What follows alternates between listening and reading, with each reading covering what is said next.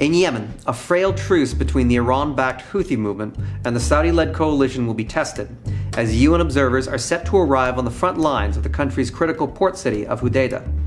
The truce around the port, the main conduit for humanitarian aid into the famine-stricken country, is the most tangible sign that peace talks that began this month in Sweden are making progress. But there's a lot that can go wrong, especially as truce violations throughout the week have seen both sides blame one another for undermining the peace. The Hodeidah truce, however, is really a test of just how much pressure from America's Congress Saudi Arabia can deflect.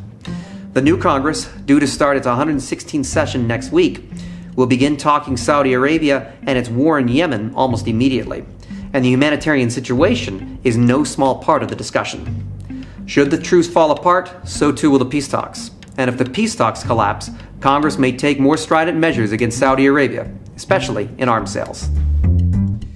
Next week, we're also watching the two Koreas, and specifically an event that will see the groundbreaking ceremony for the modernization and reconnection of the Inter-Korean Railway.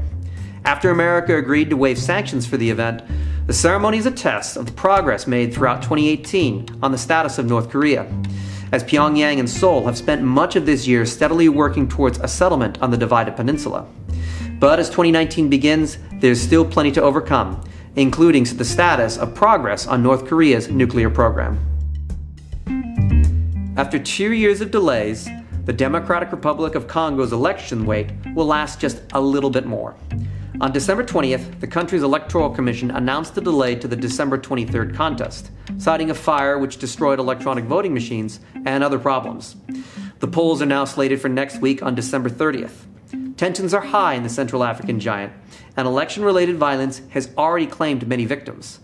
As the DRC lumbers towards its election fate, the results and aftermath will likely have an impact on how outside powers, like the US, EU, China, and regional powers, react.